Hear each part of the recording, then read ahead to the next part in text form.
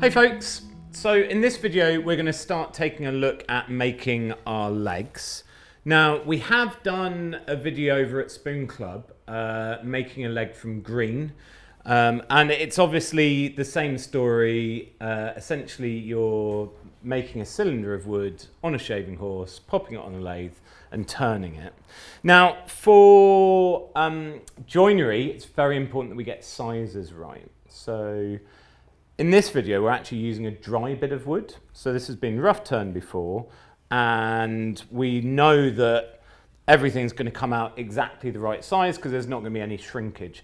If you're using green wood, then you should make sure that you're making everything about 10% bigger, because 10% shrinkage is about the most that you'll have. But on the tenon, so the bits where it really counts, it's probably worth leaving 15% for shrinkage, so that you can be certain when you return it to size, or if you're using your tenon cutter, that you've got plenty of wood there so that you'll make a perfect tight fit. All right, so when we're looking at a leg, we're actually going to use what we call a story stick. Yep. To mark out the beads and where the tenon needs to go. And Robin is going to show us how he normally does that. Yeah, you need a flat and straight stick is the most important thing. I normally use offcuts of plywood, thin plywood, because I have them lying around at home. You can plane a piece of wood nice and straight as well if needs be. And then I take all the important measurements from the chair plans and I put them to the stick so I can just reproduce it each time on the next leg. So. And a lot of people just draw it on the tool rest, right? That's like another way of doing it. Yeah, that's a good way of doing it too. So it's probably sensible if you come and have a closer look, and we'll look at marking out the story stick and then we can start turning. Okay, so our chair leg billet is 20 inches long. So I've got a flat piece of wood just longer than that. And I'm going to mark where each part of the chair leg is on this piece of wood so that we can transfer it from one leg to the next. Okay, so starting at the foot end, I'm going to start marking off the different parts of the chair leg. So after 3.5 inches, I know I've got the little bevel, which is a 1/4 inch wide. Then I have 3 half-inch beads. 1, 2, 3. Now the next mark is very important, and we have to make sure this is exactly 9 inches from the foot of the leg, which is our score line. And then the last mark for that is the bottom of the tenon, which is another 8 3/4 inches on from our score line. 8 3/4. And then the tenon is there, and then I'm just going to mark the very end there, which is an extra 1/2 inch after the tenon. Okay, there we have the lines. I'm just going to make those lines a little bit easier to see. I'm just going to mark them with a tri-square. Now, so you don't get confused whilst you're going, it is worthwhile to just mark what these pieces of the chair leg are. We will draw the parts of the chair onto the story stick that we're going to be making. So we start down here with the foot. We've got a nice slope up to that first bevel, which cuts down towards the beads. And then the next 3 lines are the ones that mark the outside of the beads. Like that. Now here's our score line, which is actually the widest part of the chair leg, and that's where the stretch is going to go in. And then it tapers off down towards the tenon. No confusion at that end, because all there is the tenon. Okay, great. Now we've got our story stick. We can crack on and get this leg made. Okay, so here we are. We're going to turn this chair leg. The first thing we need to do is make sure that this cylinder is down to the correct size, which is 1 3/4 inches. I've got my the caliper set to 1 3/4 inches, and I should just turn until the caliper slips over.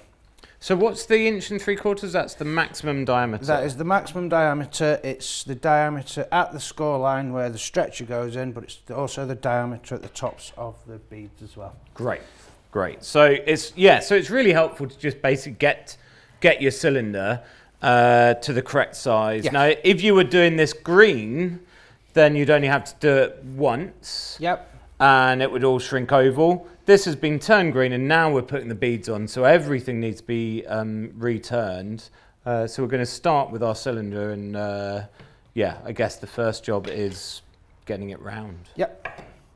Now I'm going to do this with the tenon at this end, because I've got a bit more wood for the bigger stuff down at that end, but that is completely how you feel comfiest turning. Great.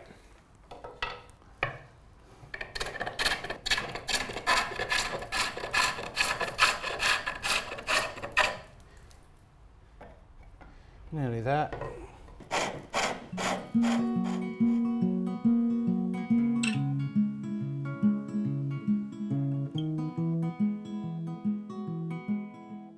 Okay, so we've turned this down to a 1 3/4 cylinder now, so I can now start marking out where the different parts of the chair leg are. Now we're not going to leave any extra at the foot end at all, because we're going to be trimming the foot off when we level the chair anyway, so we'll lose the little nub where the centre goes in. So we're being really careful at this point to definitely make sure we put our marks level with the marks on the stick. Okay, so I'm making sure that my end line is level with the end of my billet, and then I will mark the score line. Then we've got 1, 2, 3 beads and our little bevel there. Now I'm not going to mark the score line with a pencil, I'm just going to go straight ahead and mark the score line with the tip of my skewer chisel. Is that just accuracy? Accuracy, and if I mark it with a pencil and then this, we end up with a very dark score line with pencil in it. Right, okay, yeah, I've got you. Make sure you've got your cord out of the way. So you can actually just line it up. Yeah, and then just slowly put down until it makes contact. One Great. score line. Okay, so it's not even a cut really, you're just literally scoring it. Yeah. Yeah. I'll draw these ones on. It's just a little bit easier to do it to a solid pencil than look for that one little mark.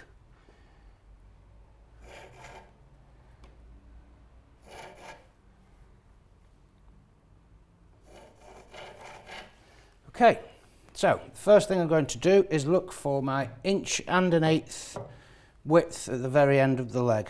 So I'll put 1 1/8 on my divider. So we'll have all of these measurements in millimeters as well. Yeah. To be honest, I think most of us probably find inches are slightly more intuitive organic sizes. Yes. Yeah. And that's why they came up with them. Let's not go into that, but we're using inches, and if you're more comfortable with millimeters, then check out that PDF.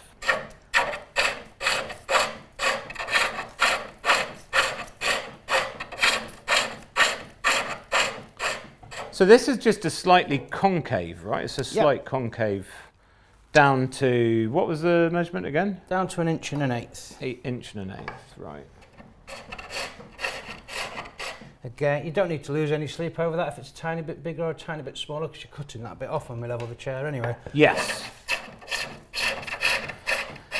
And it's probably worth pointing out now that, so we came up with this design for the book.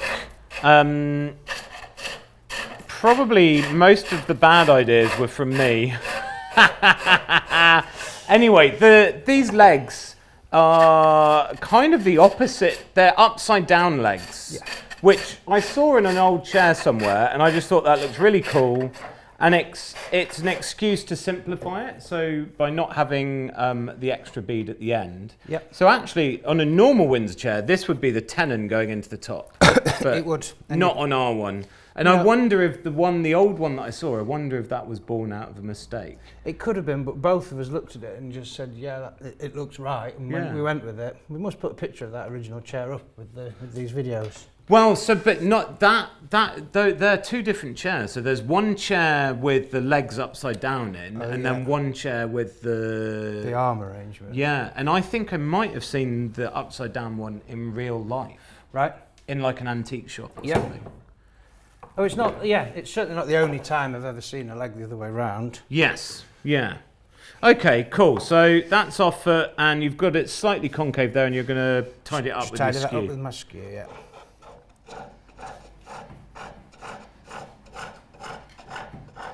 Nice, small, feathery shavings when you're cutting with a skew, or when you're finishing with a skew.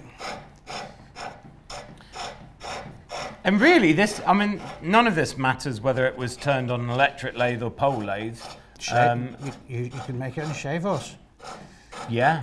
Could you? You couldn't turn it on a shaving horse. No, but you can just cut it into a leg shape on a shave horse if you haven't got a...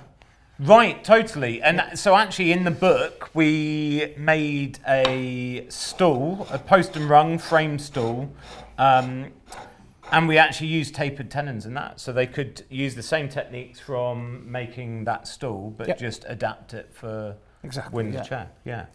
Okay, so that's our foot tapering off there. Just tidy that bit, a little bit there. So now we are going to put a couple more score marks in. And actually, so the size of this isn't crazy important, is it? Like the foot, you'd just be aiming to match 4 feet.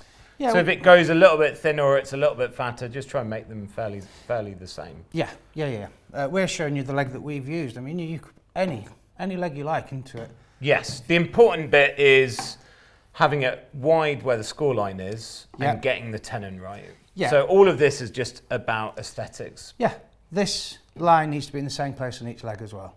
Right, we'll see why later. Great.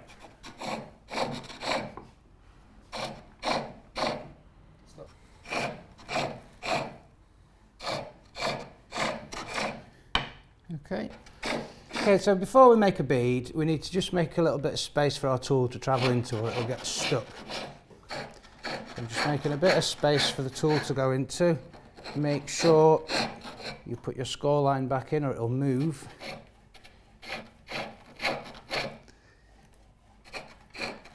So those are just basic V notches. Yeah. And for the steepest part of the bead,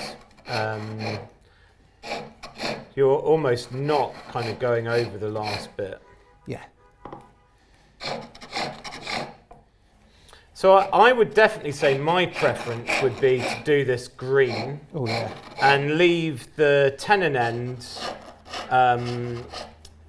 with plenty extra on, so that it can just be returned for fitting. Yeah.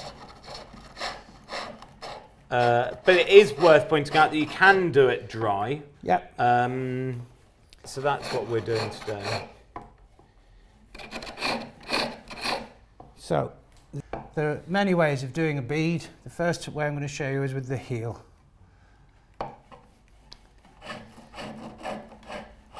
Which can be a little bit grabby. So the tricky bit is when it pivots round the corner. Yeah. So it's easy to do the first bit. So you're kind of starting square, and this kind of first third of the bend is quite easy. Then once you come round, that's when it can grab, right? Yeah, and the big thing that you need to make sure doesn't happen is that the handle of your tool gets ahead of the blade. Right. That is what's going to make it catch. You have a pivot on your tool rest, and if that pivot isn't the lowest part of your tool, it'll suddenly grab. So if you try it with your tool the other way around, your pivot is already lower. The easiest way to do this is to stand in front of a piece of wood trying it yourself, I think, isn't it? Yes, yeah.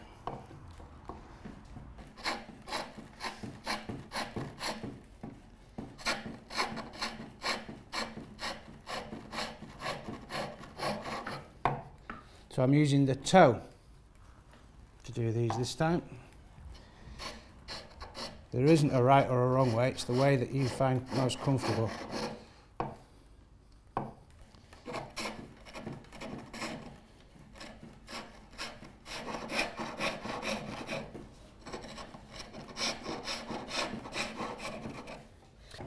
great. Okay, so do you mind if I have a go on that last one? Jump on. Skews are notorious for people digging in, right? Yep. And I just want to show the technique that I go for. So if you've got the middle of your bead is basically flat, so you don't touch, I would say maybe the center millimeter, yeah, of the center line. So, and then I've got it really nice and skewed, and I'm going to roll my right hand. So my right hand is one on the end of the handle of the skew, and I'm rolling it round. Now, once you get to about here, it's actually quite tricky to not get it to dig in. So now I'm going to stop, bring my skew much flatter, and again, a skimming cut, but now no rolling. I'm just bringing my right hand around, just pairing that off down into that V. Okay, so actually possibly could have gone a little bit deeper. So I can always come back around and have another go at that now. So again, start with a bevel rubbing. And I've got the chisel almost vertical.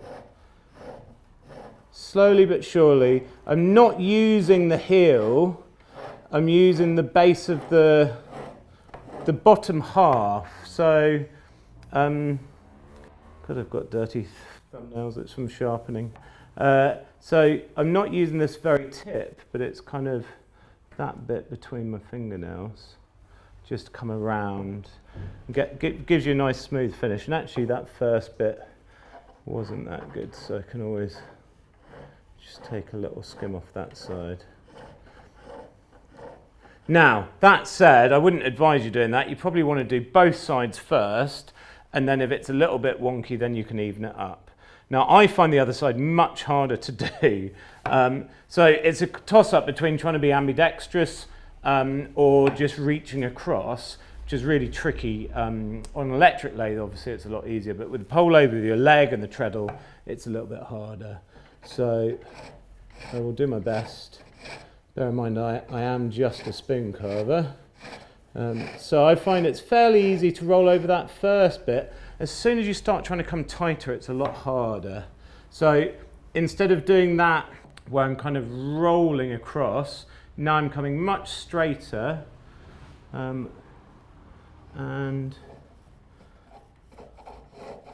get that bevel rubbing. I've got to move my body. That's a really good tip actually with the pole lathers. Just take your time and get your body in the right position. Now this bead looks bigger than yours, Robin, sorry. That's all right. So what I want to be able to do is this hand is going to swing across to make the cut. Okay, so the hand on the sharp end of the tool is trying to get that bevel rubbing. And if you start with the bevel rubbing, then in theory, you should be able to get back to where you want to be. But I think separating those two actions can really help.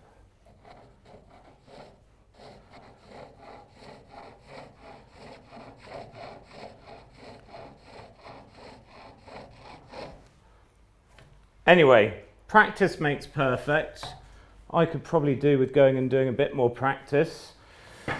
Now, one of the things that's really handy about having a professional here is that Robin has got a few tips. So one of them you're going to show us on the arm post when we're doing another bead. Yep. But what was your top tip? You had a slightly different skew, different ground. There's a couple of ways you can do it. When you're going round the corner, and quite often a piece will dig in and will get pulled back across your piece and leave a real mess. This part of the tool here is the part that digs in when you're going over a slope and into one of your V cuts. Same with the toe as well. So what I've done on this one, I've just ground those, just a little sweep there, and that just moves those 2 points that can make contact with the wood. It just moves them back out of the way a tiny, tiny little bit, and it really will make a difference for you. Yeah, great, because essentially that the tip is the criminal, is when you're rolling it over. So if you're trying to roll around a corner here, you've got the easy bit, and then this bit where you're like, oh, it's only bevel rubbing, where's my edge gone? And then suddenly digs right in. So that's just taking that tip slightly further away. Yeah, it's only a fraction, but you really will feel the difference. Great. Happy days. So that's great. So we've kind of done our beads. You might need to do a little bit of tidying up, but a bit of fluff out of there. What's next? The next part is to create a bit of a dip from the score line into this V-cut here. Great. Don't go over your score line. Your score line is at the right width already. So cut away from your score line, not over the top of it. Perfect. Okay, so you're going to blend that in. Now I think in the book we might have used a big square chisel. It's all about what you prefer. Because this is a dry piece, to get that first bit away, I'm actually just going to use my roughing gouge to start. Right, great.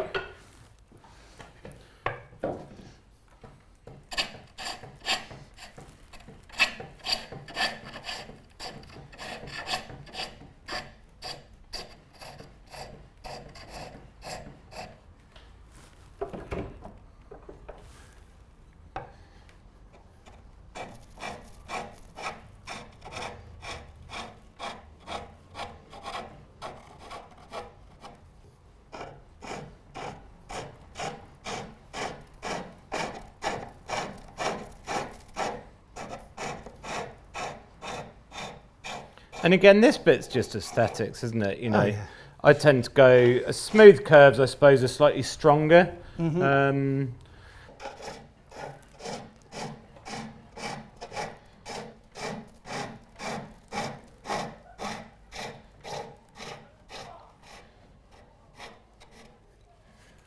Okay, nearly there. What I'm going to do is just start to taper it this way a little bit, just so I can see my curve properly, rather than trying to do half the curve that side. Yes. And half that way. Yeah, that's a really good tip, because if you're doing it by eye, this side being so much fatter is going to totally put your proportions out. Exactly. Nice. Great, okay, so, and then I guess we need to think about the diameter that we'll taper it to. Yeah. So, the widest part of our tenon, when it goes into the chair, is 1.125 inches. And we want to give plenty of leeway. So we've come up with a measurement for green would be 1.5/16 inches. Yes. And that's just giving you about 15%. Yeah. So if you're doing this green, then you would be turning, this is your widest point, you'd just be gently tapering it down and leaving it at 1.5/16 inches. At the point. And you could always just take a little bit of a taper, because that actually helps it dry a bit quicker as well, right? And more evenly, yeah. So, and then you would be coming back, that will have shrunk down a little bit. Yep. You would then take it to your 1.125 inches and put your tenon on. And you're best checking out the other video, because we've gone into a lot of detail on doing the actual tenon. Yeah. So all we're doing now is just taking it to that taper that you would do if this was a green bit of wood. Yeah. Great.